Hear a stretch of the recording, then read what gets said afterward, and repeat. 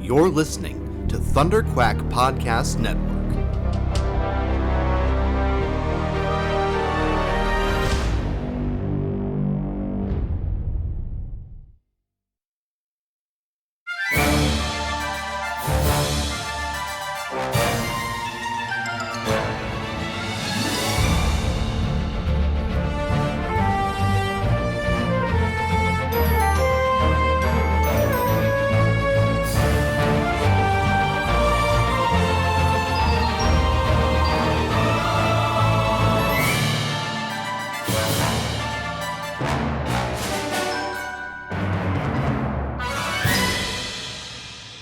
Hello there, and welcome back to Force Perspectives. I am your host, Michael Cohen, and joining me, as always, the illustrious Joe Hogan.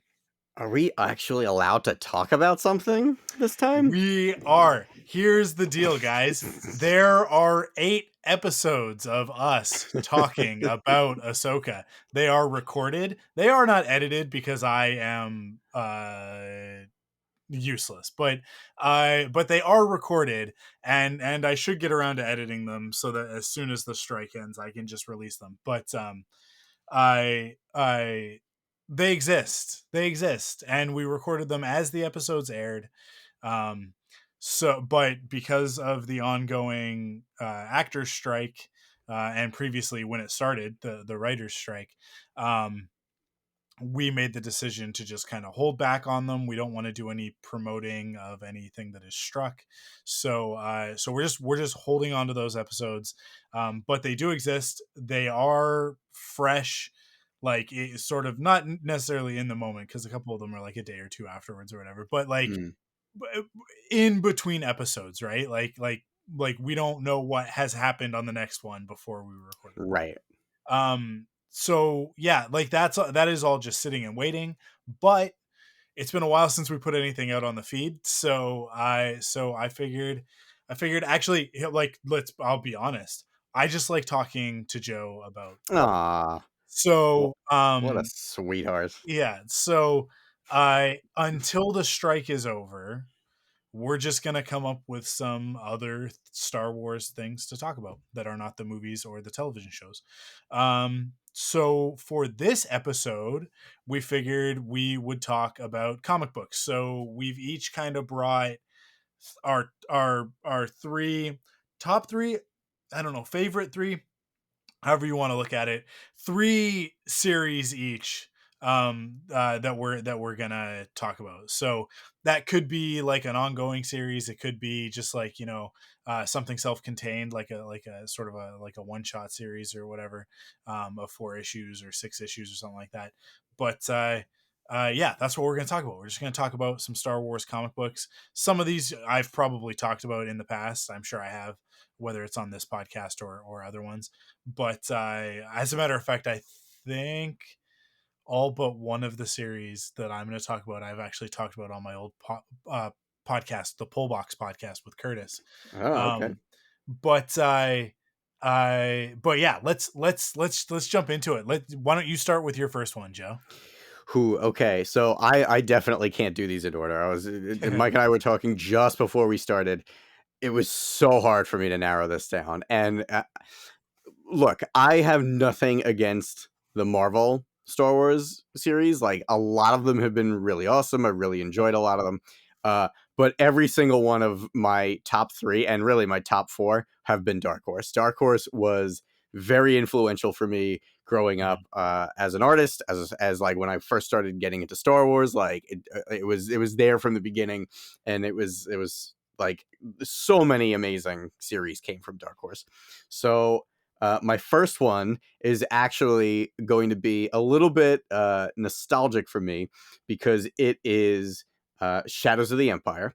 And while I think that the novel is a stronger kind of like telling of that story, the thing is, Shadows of the Empire, issue 6, there was only 6 issues. So it was a limited run little mini series telling the story of Shadows of the Empire, of course. That was, if you're listening to this, I assume you know, but for maybe the one person that doesn't, Shadows of the Empire was basically everything that you would get when a Star Wars movie was coming out, except for the Star Wars movie, right? Like there was a video game, there was comic books, there were action figures, there was a score that was put together that sounds like John Williams. It's not John Williams, but it sounds very John Williams. Trading card series, everything that would come with a Star Wars film, you were getting it in this big Shadows of the Empire thing. And Shadows of the Empire is the story that in the old EU Legends canon took place between The Empire Strikes Back and Return of the Jedi. And I had no idea what it was. My very first exposure to it was I happened to be in my local comic shop that I still go to this day. And on the shelf, I had just gotten into Star Wars maybe like a month or two prior. And they had a little Star Wars section. I was like, oh, cool, Star Wars comics. I like comics. Let me go see what they have. And they had issue 6, the last one of Shadows of the Empire, on the shelf. And I picked it up and I'm flipping through. I'm like, who's this guy? Oh, Boba Fett's bringing Han Solo to Jabba's palace right now. Oh man, who are these? Who's this evil Exor? Yeah, how do you say this guy? Yeah. Who is this guy? Like, and it just it for me, that was my very first exposure to something that wasn't the movies. Like that was my first expanded universe moment of, oh, there's more to this story than the trilogy. That's cool. So I got it, and then I was able to get issue 5. Then I was able to get issue 1 and 2, and then eventually I just ended up getting the trade paperback, and that's how I was able to read the middle of it. I ended up reading the novel, and then I got the Nintendo 64 game and all that stuff. But like I said, my first exposure to it was that last issue of the comic book. And Shadows of the Empire, to this day, is still my favorite piece of expanded universe. I'm assuming it's because it's my first one, because a lot of people, like, their first exposure a lot of the time, like, oh, that's going to be your favorite because that's your benchmark, right? But like, it's really well drawn too. Even though I would argue, like I said before, Steve Perry's novel is a much stronger telling of the story of Shadows of the Empire. The artwork in it is really amazing. It's actually penciled by 2 artists, John Nadeau, I think is how you pronounce his name, but the other one is Killian Plunkett. And if Killian Plunkett sounds familiar, it's because that dude has worked on everything Star Wars animated, from Clone Wars to 2008 Clone Wars to really up until recently. I don't know if he's worked on Bad Batch, but I know he's worked on Resistance. He was an art director on Rebels. He contributed to the Jedi Temple Ahmed Best show. That dude is like everywhere. That guy actually ended up working at Lucasfilm and is an amazing artist. And it's really cool to see where he kind of started doing comic book art and how his art has progressed over the years. You know, if you look at his concept art and all like his illustrations that he's done, like, I love this guy's work. It's so good. And he is actually the reason in art school that I started to take perspective drawing really seriously, because all of his perspective drawing in Shadows of the Empire is so awesome and complicated and just like, oh man, like every time I look at a page from him, it's just like there's so much going on. I think the one downside to him is sometimes he draws faces a little doofy, like, you know, a little doofy eyes every once in a while. But like, you know, he was a young artist starting out, and I've drawn plenty of doofy things that are out there, so I'm certainly not giving the guy any shade. But objectively, you know, even though I'm very biased to this one because of my nostalgia, I love Shadows of the Empire. I love the way this is beautifully illustrated. And it's also cool because the comic book is also the only way you get the story of what Boba Fett was doing during that, because each medium kind of focuses on a different thing, right? Like the novel focuses more on Shizor and Luke Skywalker's journey. The comic book touches on just about everything, but there's an extra story of Boba Fett. The video game focuses on Dash Rendar, right? So each piece of media that tells the story, you get a little bit more, so you get a little bit extra. So it was cool that like the comic had that like Boba Fett story too. Mike, have you ever read this one? Have you ever like taken the time to read the Shadows comic? Yeah. I had the comic book. I got it in issues 1 through 6, and I also have they did like like aluminum or tin trading cards of the covers. I have that. I believe that they're Greg and Tim Hildebrand covers, right? Yep. and they're phenomenal. I mean, like that the Shadows of the Empire trading card set is, for my money, like the best trading card set It's they ever did, so because good, it's dude. so full. Like most of the art is Greg and Tim Hildebrandt, and Yeah. like who are just phenomenal Star Wars artists Mhm. from back in the day. And yeah, obviously played the video game. I have never finished the novel. I've never even Really? audiobook. I Okay. just can't. I just never have. You know what, there it's to be honest, there are very few Star Wars novels that I do bother to finish. Mm. But Really? I'm but surprised yeah, at that. but I love Shadows of the Empire. Yeah, it's Like rad. that era. I think like, so you and I, it's funny, I don't think we've ever talked about this, because I think you and I came into Star Wars as like fans around the same time, because for me it was the THX release, which is Yeah. about a year Yeah. before, Me too. right? Yeah, Yeah. that's So how I was exposed to it, yeah. yeah, so like that time period, it's like before that I really didn't care about Star Wars that much. I Yeah, knew what it same. was. A lightsaber was a cool idea, but I wasn't really into it. I think I was just too young for it, right? But that THX release came out when I was 10. Shadows of the Empire came out when I was, I think, 11, like the next summer basically, and or spring. And by the time that the video game hit, which is like about a year after that, I yeah, it was like, oh my god, like this is the best thing ever. Yep. Like the N64, I like, it was like, oh man, this is the Battle of Hoth. It's like a real Star Wars video game. The future is um now. yeah, and then 15 Battle of Hoths later, Yeah. I yeah, to be honest, they've never done it better than Rogue Squadron, but sorry, Rogue Squadron 2 Rogue Leader, but Yeah, Rogue Leader is the best one, absolutely. that's a different podcast. I will 100%. save that one. But yeah, I love Shadows of the Empire, man, and exactly what you're talking about. That idea that like each piece of media sort of gives you, you had to go through all of them in order to get the full picture, right? And that was, I mean, I the video game and the comic book are where we get a little bit of Luke building his lightsaber, Mhm. and yeah, it's just so many cool things. I mean, like it's so funny because you look back at that outfit that Luke has on in Shadows. He's got that weird quilted vest, and it's like Yeah, fisherman vest. it's kind of dorky, but at the time it was the coolest thing I ever. love it, man. I still want a Um, Shadows Luke vest figure, I don't care. yeah, it's I wish that Hot Toys would sort of embrace some of that stuff and like do some like out there uh like Legends canon Mm, stuff. But yeah, man, I love it. I love Shadows of the Empire. nice. Cool. Alright, what do you Good, got? What do you got? good first choice. Thanks, man. You know what, for my first one, I'm gonna stick to a similar era. I'm Okay. gonna turn the dial back a few more years. Actually, I'm gonna go with the very first Dark Horse Star Wars comic book series, which was Dark Empire. The beginning of it, Cool, right? So cool. in the time when there really wasn't very much happening, there were a few novels coming out.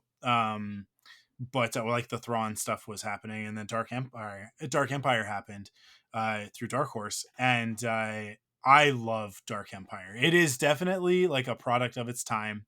It plays very fast and loose with a lot of things, but I think is a really great expanded universe alternate take on what could have happened after Return of the Jedi. Mhm, I quite like the like where what we've gotten with the sequel trilogy timeline with the Disney stuff post Return of the Jedi. mhm. Sort of. I feel like it is much more realistic. Not in the sense of like, not because we talk about this all the time. Realism isn't what makes Star Wars good, but it is just like, realistic's not the right way to put it. I guess it's much more on brand for what types of stories Star Wars has traditionally told. Mhm. But I love how grandiose Dark Empire gets in terms of its story. I love the idea of there being I mean, like Leia comes across a Jedi Master on Nar Shaddaa, who's basically been in hiding since the Clone Wars, but we didn't really know what that meant at the time.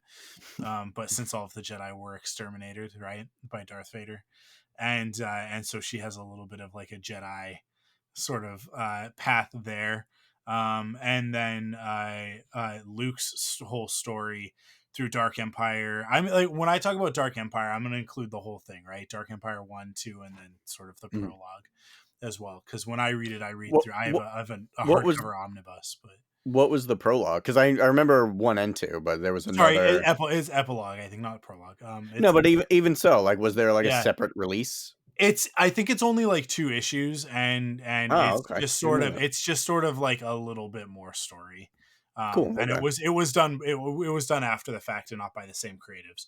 But Oh, okay. Dark Empire 1 and 2, and like Luke's journey of like, cuz for those who don't know Dark Empire, it is basically it's a better version of the Rise of Skywalker. Palpatine has cloned himself and come back. Um and sort of like we're first introduced to the Palpatine clone via like this decrepit sort of zombie-ish almost version of Palpatine that doesn't last very long, but I we discover that Palpatine is after um Leia's unborn child, who will become Anakin, right, who will be Anakin Solo, um because he wants to transfer his essence into the body of Anakin Solo because these clones keep dying. So I Luke, when he finds out that Palpatine has returned, basically like goes to Palpatine and says, "Yeah, okay, I'll join you." As like a almost like a bluff, right? Like he's in order to get close to Palpatine and figure out what his Mhm. plan is. He sort of he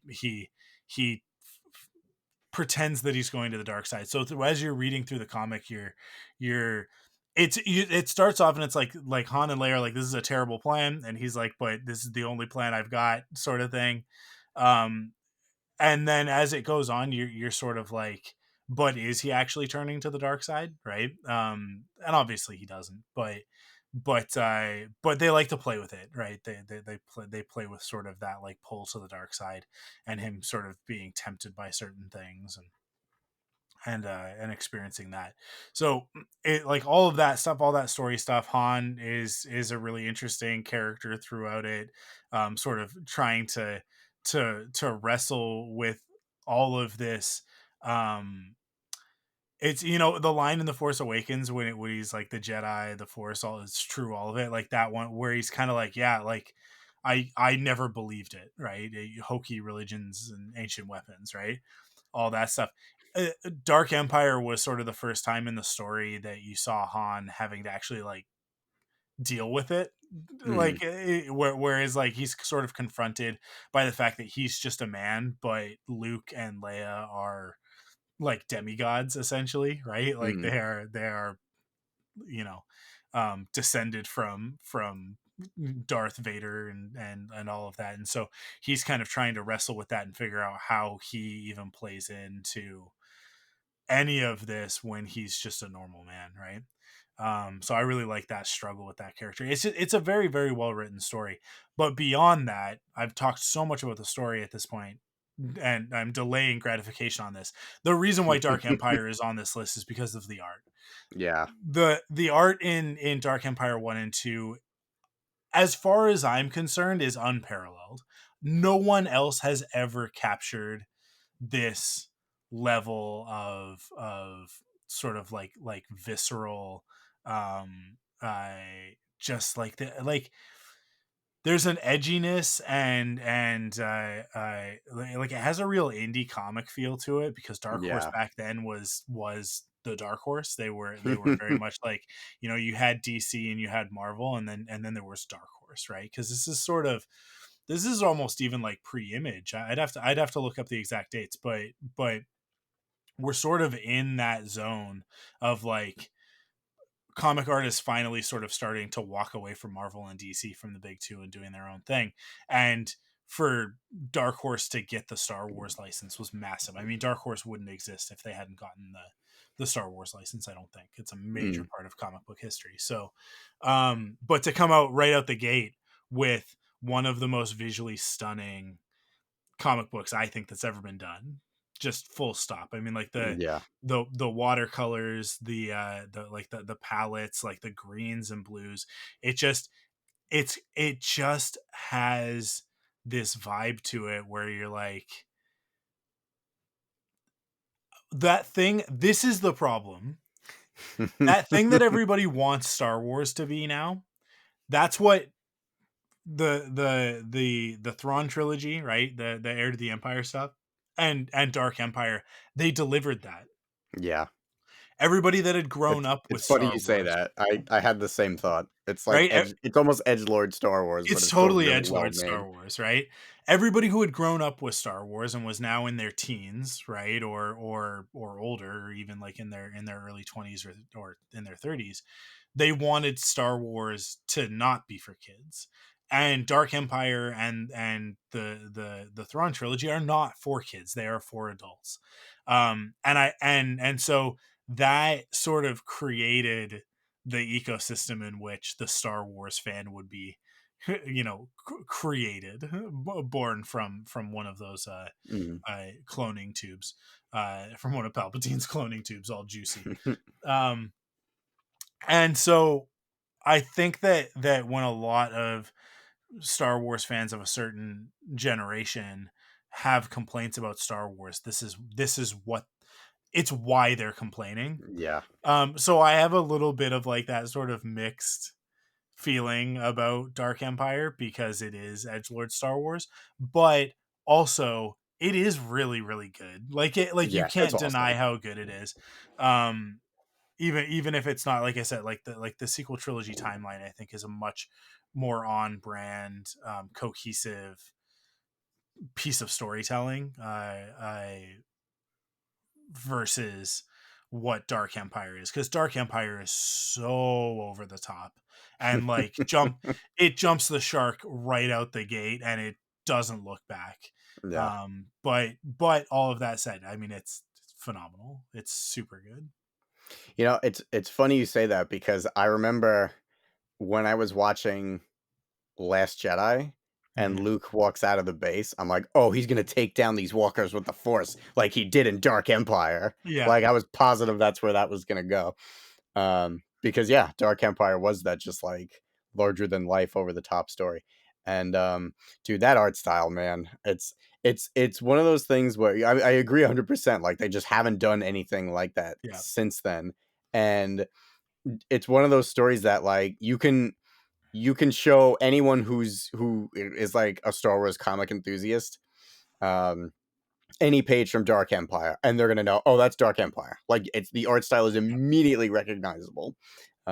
It's a good choice, man. That's Dark Empire is really really rad. I think Dark Empire is also really underrated.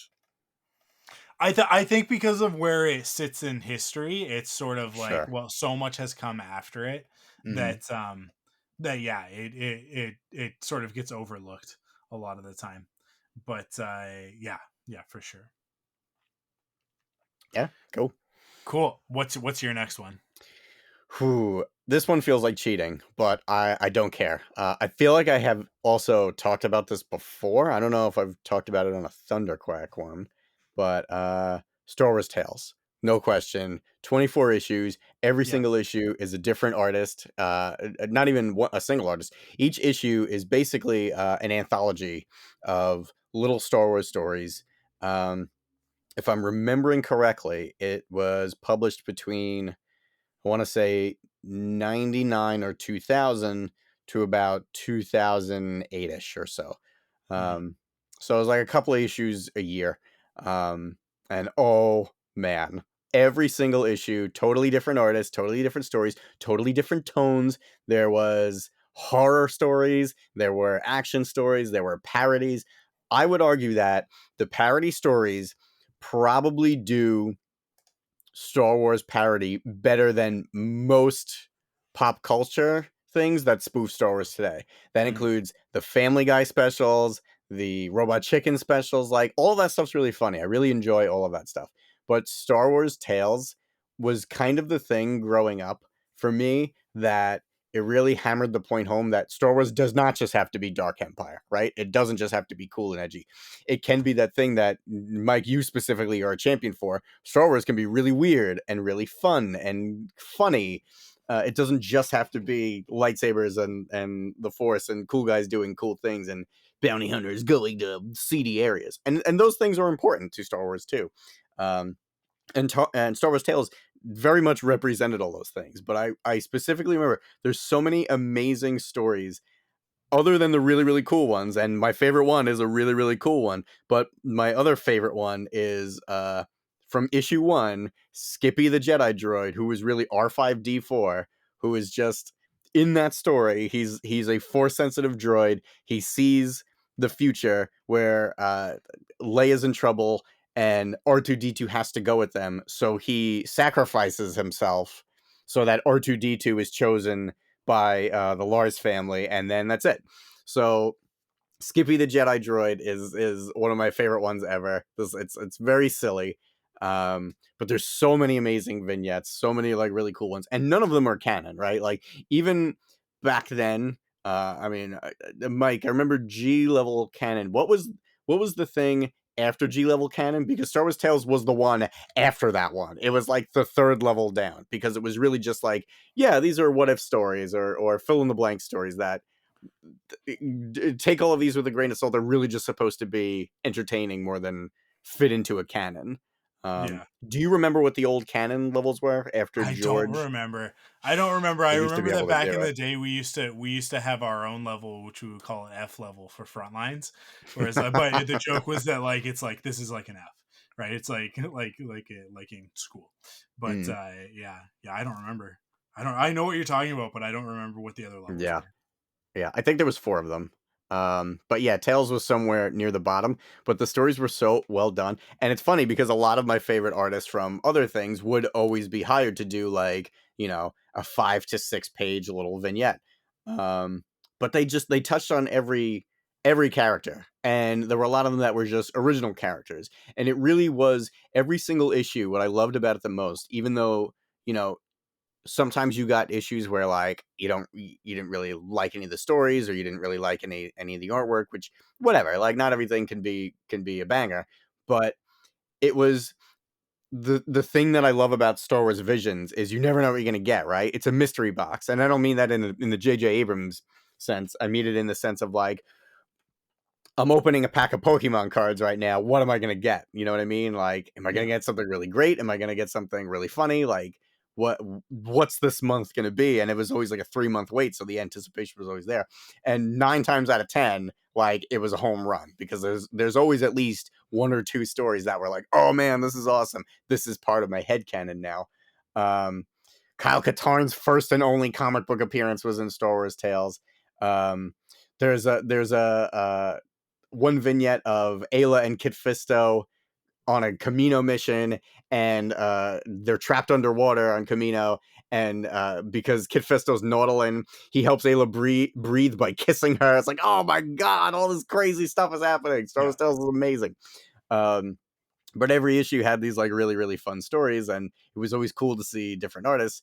And what was cool was later on they also started to like focus on like themes. So after a while, they in the beginning it was just kind of like, oh, whatever. Like there was no real rhyme or reason to them. But after a while, they started organizing what each one was going to be. There was one issue that was all Mace Windu stories, which was really awesome. And then there was one that was Luke and Leia stories. So like them doing twin stuff, and like that was really cool. There was a bounty hunters issue. There was an issue. One year it came out in October, so they did like all like Sith and horror stories. So it was Halloween themed, and it's just really, really, really cool. It's that's one that, in my opinion, is probably the most underrated Star Wars comic series, because I feel like everyone I've talked to has not read it, and it's just like it drives me crazy because of how awesome it is. So please, if you have any interest in Star Wars comic books, Marvel did a re-release. There's old Dark Horse omnibuses. I'm sure you can get these things cheap. I'm sure you can even get them digital on like whatever Marvel app or that might have them. Um, read those stories because they're so fun, they're so well done.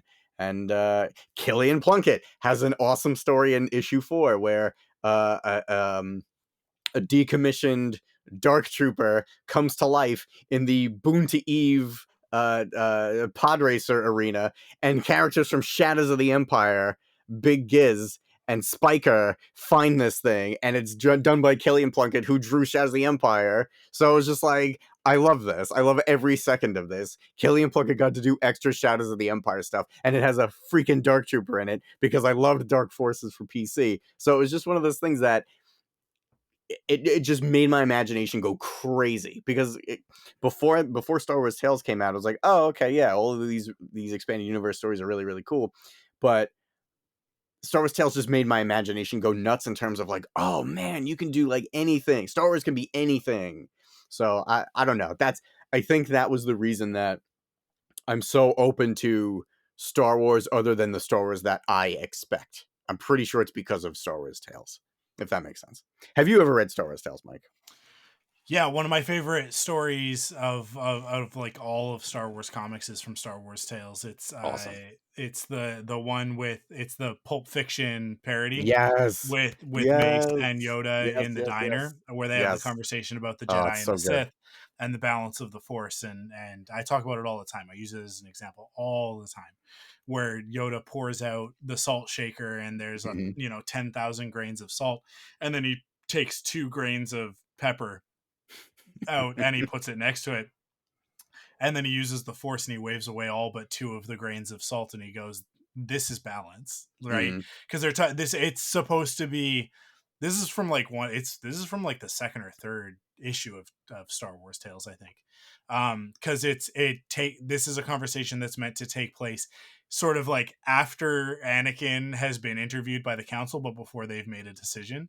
So like Mace and Yoda go for lunch and discuss whether or not he's the chosen one, Mm. right? And what that means. And this is sort of like Yoda imparting his wisdom of like, yeah, maybe he is the chosen one. Maybe he will bring balance to the Force, but this is also balance, right? Mhm. Which we know with the benefit of foresight, having seen the original trilogy, that's exactly what happens, Yep. right? As far as we knew at the time, right, is that there were 2 Sith and 2 Jedi, and it ends up being Obi-Wan and Yoda and Vader and Palpatine, and that's Mhm. it. And as Luke becomes a Jedi, Obi-Wan dies, right? Like, um which sort of lent to the idea that like once Yoda passes, then Leia will become a Jedi, right, after Return of the Jedi. But with her being revealed as Luke's sister and all of that. But yeah, I love that story so much.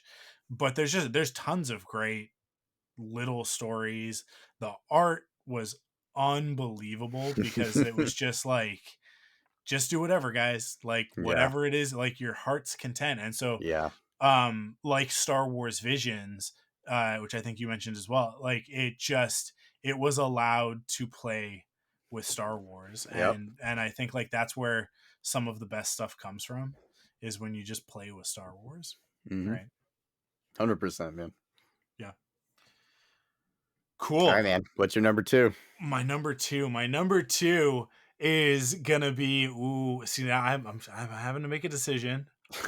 It's game day. It's game day, and I'm gonna make the decision of, I'm gonna go with Star Wars Infinities, which is a bit of a cheat because Okay. it's technically Okay. It three counts. stories, It counts, but though.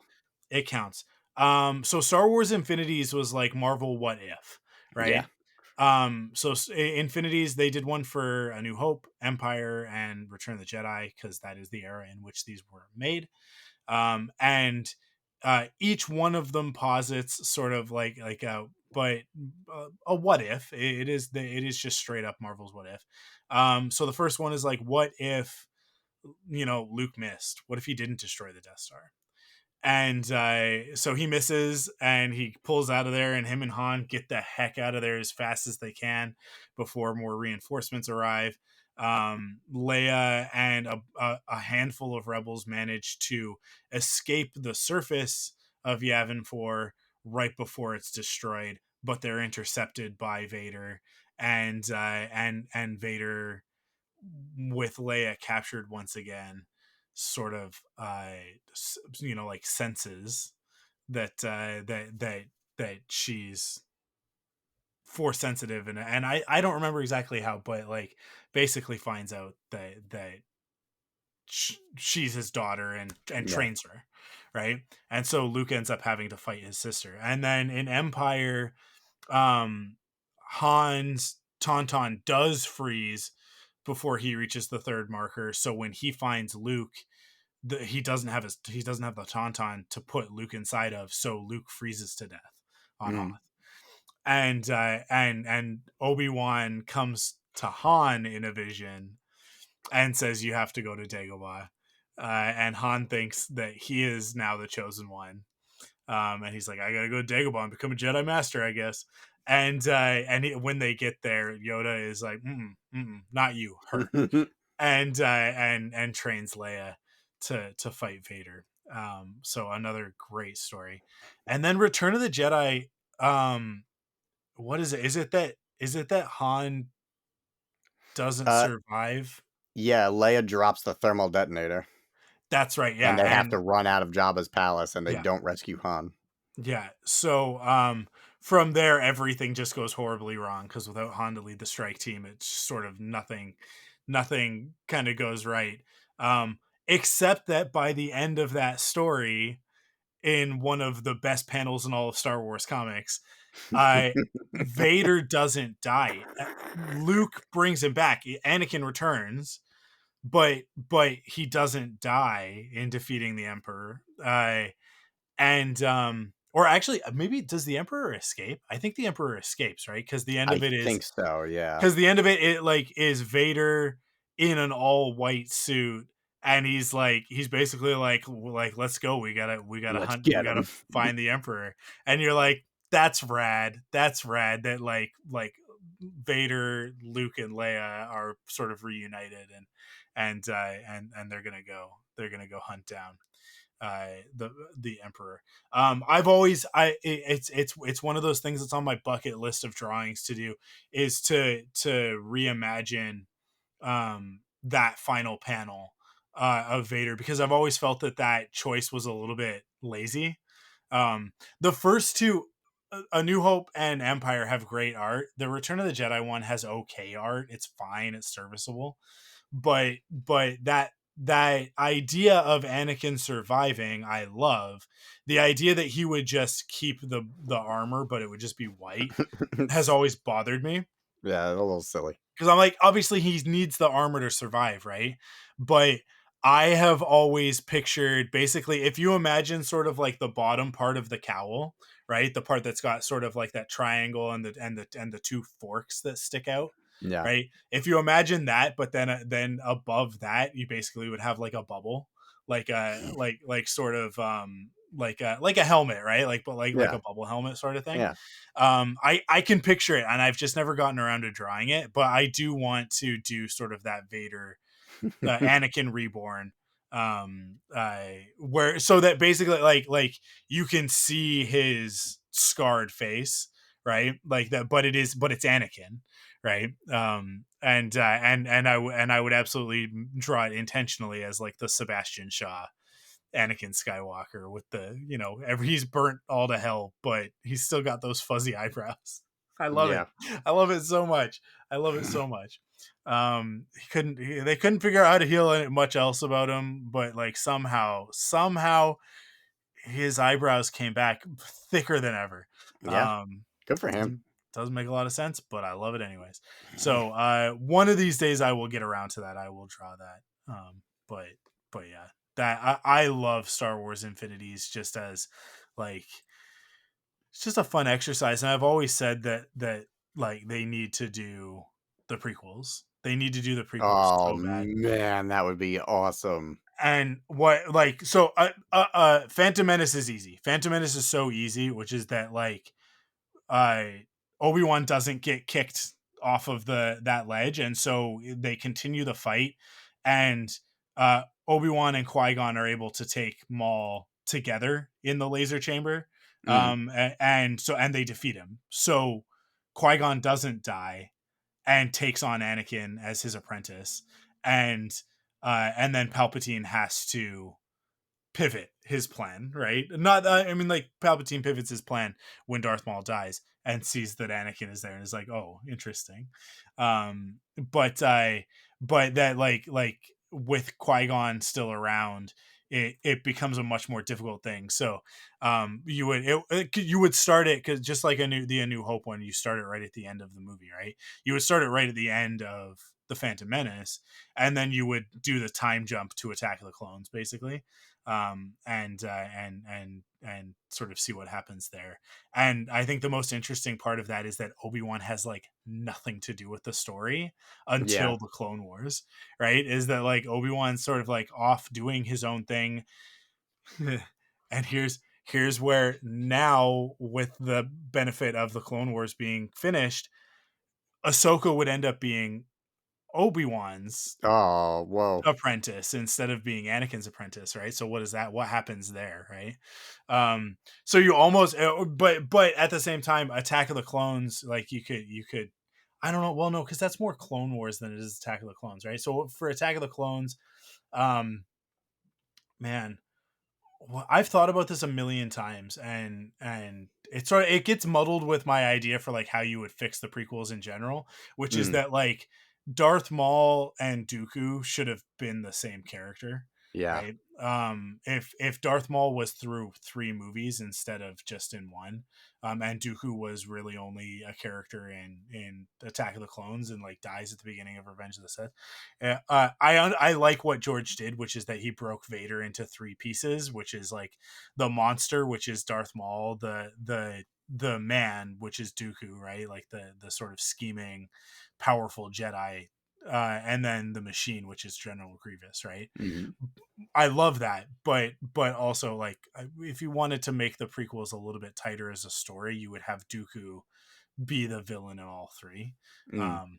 You could still have Darth Maul exist, but that Dooku, it it actually may have worked better if we never saw Palpatine in as Sidious in Phantom Menace or Attack of the Clones, but Dooku seemed like the one pulling the strings, and that it Mm. would be like, but wait, Palpatine is the guy, right? And like not reveal that until Revenge of the Sith.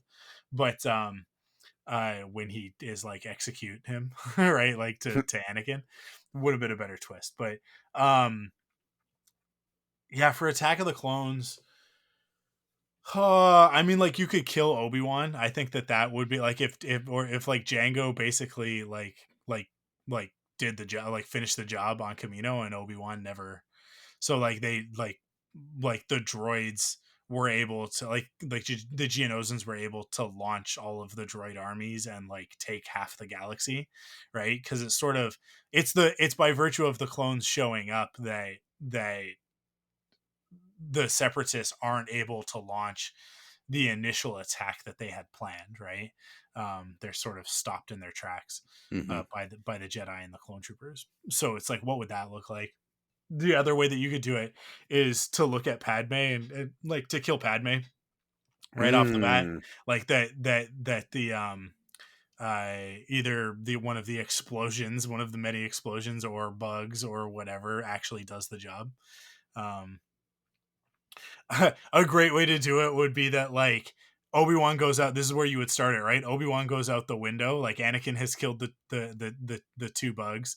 And Obi-Wan goes out the window and Anakin runs outside. He's like R2, you got this. And Anakin runs outside to find a speeder to chase after Obi-Wan.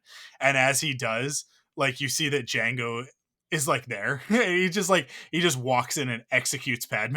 And it's just like, well, Oh, that was man. easy. And it turns out that like Zam was just a distraction, like just a Mm. like a sacrificial lamb, because that's always been a problem with that story, is that like Django, like Dooku doesn't hire, but like sends Django to do the job, and Django farms it out to Zam Wessel. Yeah, Like weird. come on, guys. But anyways, so that would be a cool one. And then Revenge of the Sith. Revenge of the Sith is really easy. It's super easy. Anakin stays put. Yeah. He stays in the temple, um and I mean, like now again with the hindsight of the Clone Wars, um I would have it that somehow Ahsoka is able to reach him, like is like that, she's sort of try it, like as everything's happening, like they're leaving Mandalore or whatever, that she, maybe even like she messages him before they leave Mandalore, right? Like before they're on the ship. She's like, "No, something's weird. I have to talk to Anakin," right? Like, Mm, so, like because of what Darth Maul has said to her, right? She's yeah. like, "No, I got to talk to Anakin." So she manages to speak to him, and in managing to talk to him, he's like, "I have to blah blah blah," and like confesses about Padme, and she's like, "Listen, stay where you are. Let Master Windu and the council deal with this. Palpatine is manipulating you, like Mm, Darth Maul told me," right? Like that could be such a cool story, because then it's like, because then what happens, right? I think that Palpatine manages to still kill all four of them, right? Like, yeah. but but or maybe he kills the three, but like Mace is able to escape, right? And regroup, and then you've got Mace Windu, Yoda, Obi-Wan, Anakin, and Ahsoka, and it's like, oh well, now Palpatine's screwed. Like now he's screwed. So it's like you could have like that fight happen, and like they manage to actually defeat Palpatine, but in the interim somehow Darth Maul gets out, and it's like, oh no, like now Oh man. without the Empire and without Palpatine, Maul is able to basically like take control of half of the galaxy with Crimson Dawn, right? With his crime syndicate and stuff. And it's like you just go from there. Be a great story. So the prequels would be awesome to do. I wish that they would do it. I don't Marvel won't touch it because No, no. because Infinities was a thing that Dark Horse did. But the thing that drives Yeah. me nuts is that like Marvel created the idea of what if, You're right.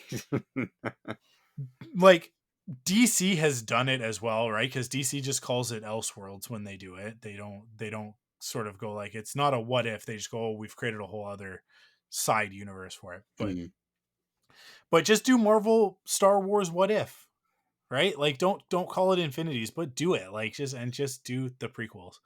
Anyways, it drives me nuts. If I could, people will say like, oh, if you woke up tomorrow and you were the head of Lucasfilm, what would you do? It's like, that's the first project that I would put in.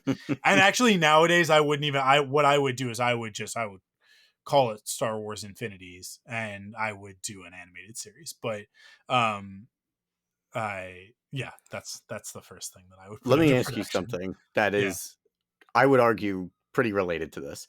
Yeah. Let's say, hypothetically, George never sold Star Wars. He still owns Star Wars. I'm sure you've seen this question posed before. Would you be interested in a special edition of the prequels? It's 20 years later. George Yeah. can now go back and add stuff that he would want to add. If George wants to do it, I have no problem, right? Like Mm. I think that the special edition is the superior version of Star Wars, and I know that that's like a controversial opinion, and everybody's like, release the theatrical cuts. And when they say that, my response is like, which one? Which one? Because like, if when people say that, it is one of the biggest indicators to me that they don't actually know their Star Wars history. Because A New Hope, when it was just Star Wars, before The Empire Strikes Back came out, had 4 different cuts until Empire came out. And then guess what? The cut that was released in the double feature with Empire, different. So George, like, he never stopped. Yeah. He never stopped. Like from the moment that he released it, he never stopped tinkering with those movies. So if he wanted to mess with the prequels, yeah, absolutely, go for it. Like, add new stuff in, tweak some things. It's like, all of that is fine by me. Um, but I also, like, I understand people who are like, but preservation of cinema. I'm like, yeah, that's fine, whatever. But for me, it's like, whatever George wants to do is fine by me. They're his stories, and he's the reason why we're here. So if he's got Mm. something to say, like let him say it.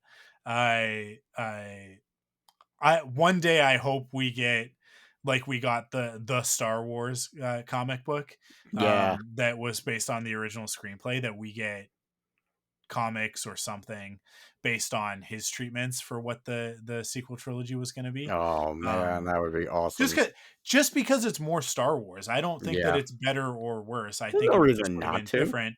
It's just more Star Wars. Yeah. I like alternate takes. I like Yeah, me that too. sort of stuff. So, cool. What's your number 3?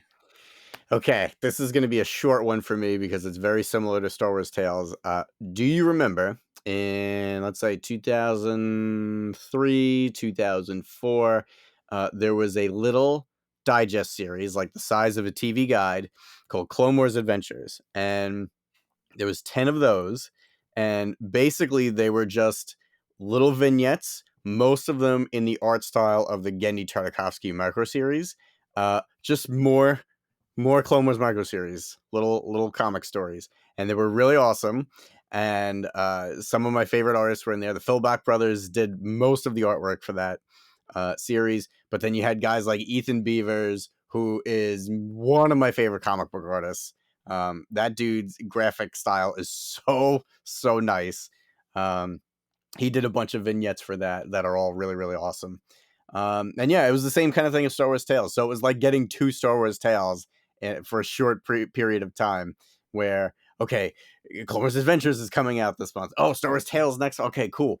So like you always knew it was going to be a Clone Wars story, but I love the Clone Wars. Clone Wars is one of my favorite eras in Star Wars, if not my favorite era in Star Wars. Um, and this was before uh, uh, Dave's Clone Wars, because once Dave's Clone Wars came out, they actually shifted it and just started making Clone Wars stories from that series. Like they kind of stopped doing the Genndy stuff and started doing it in the new series. But it was like one full story. It was the same size, the same digest size. Um, and then I think those did pretty well because then they went on and just did Star Wars Adventures instead of just Clone Wars Adventures. So, like I said, it was the first 10. They were numbered, and then they just did ones that just had like the hands of Shinzu or whatever it was called. So like they had more Clone Wars ones, and then they started doing Star Wars Adventures, which kind of opened it up to any character. So there was a Han Solo and Leia one, there was a Luke Skywalker training on Dagobah one, a lot of them, like a Boba Fett one, a Luke, a Chewbacca one. So they were really cool. They were just like these little digest size comics, like a manga book, basically. But we had normal American comics, left to right. But they were really cool, and I really liked them, and I like looking forward to, ooh, what am I gonna get this month? And it's because I loved the micro series so much. So it was always really fun to get these cool little stories, and some of them were silly, some of them were neat, very similar to Star Wars Tales, and yeah, it was just more good stuff. It was like more Star Wars Tales, so I ate it up.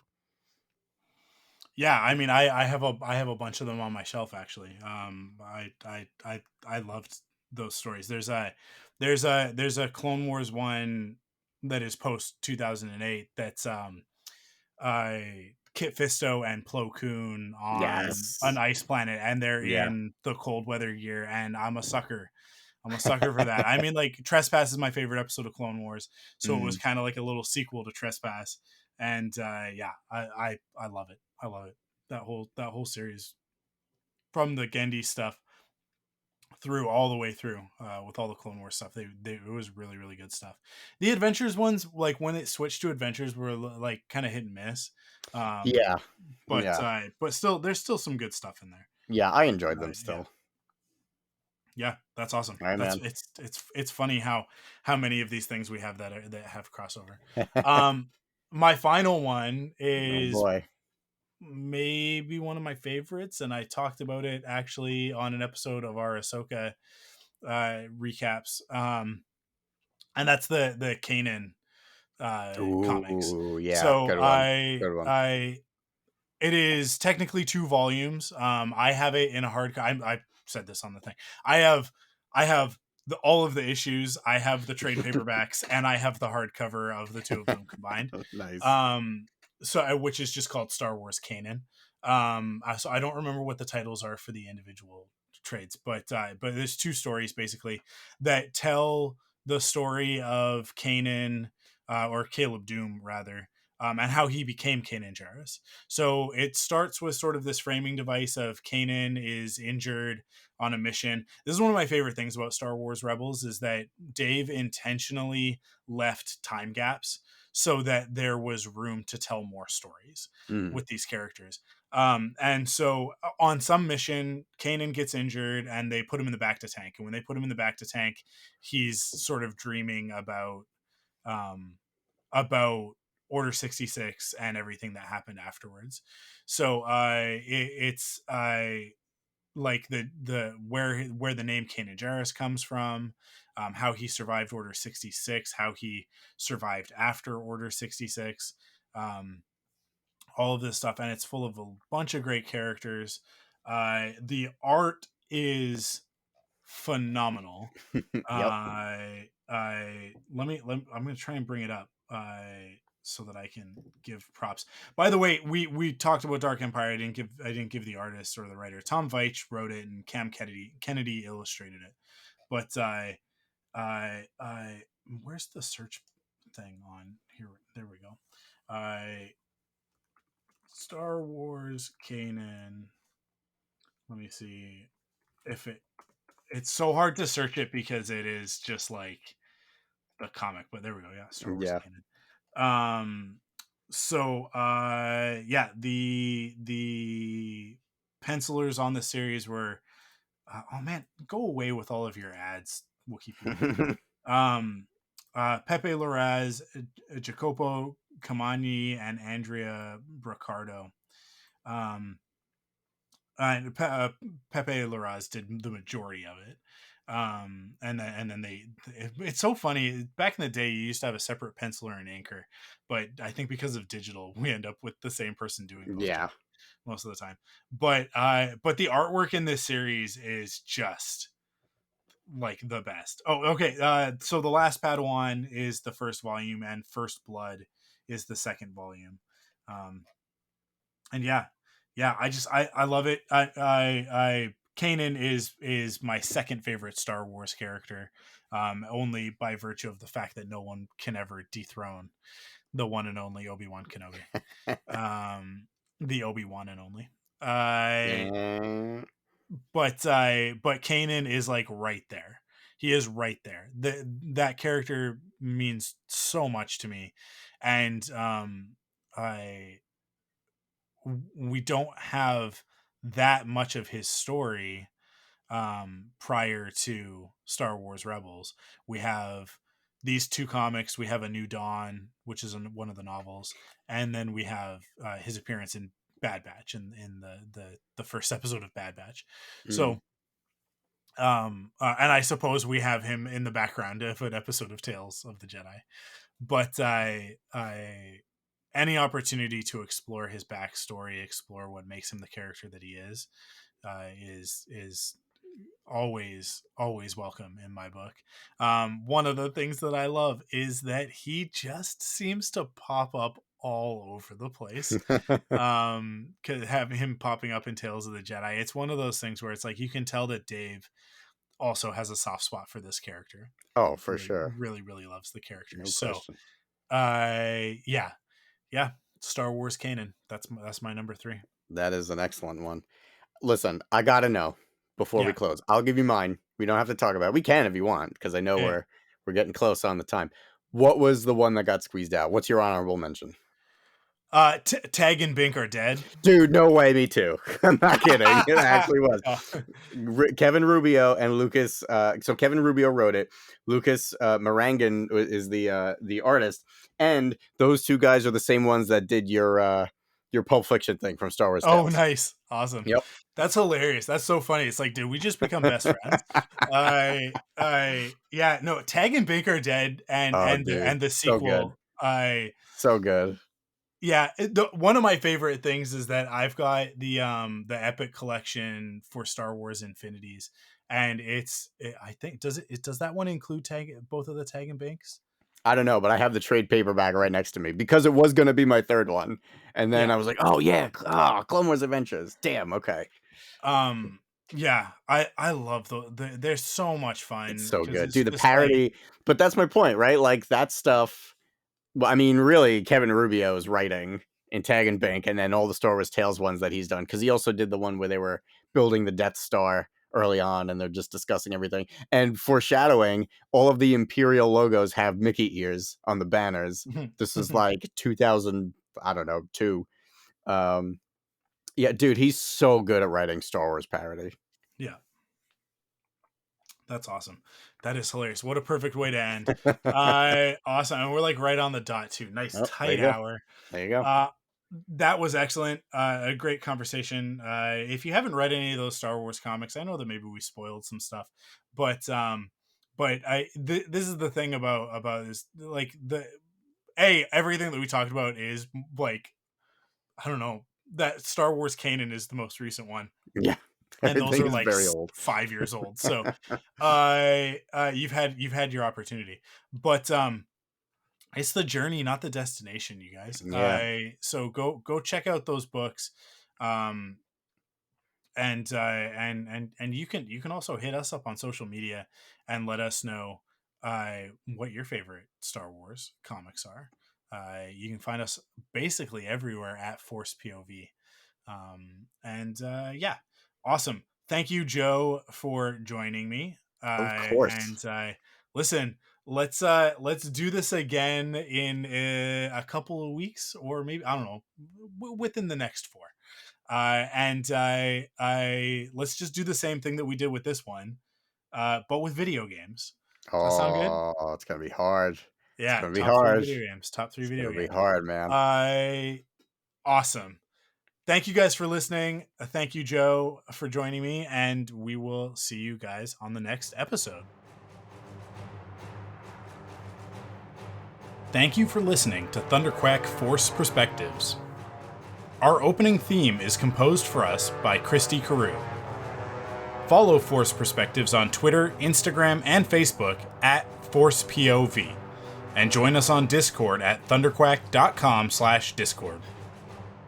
Support the show by visiting us at patreon.com/thunderquack to get early access to episodes, leave a rating and review on your favorite podcast service, or buy merch at store.thunderquack.com. Force Perspectives is a part of the Thunderquack Podcast Network.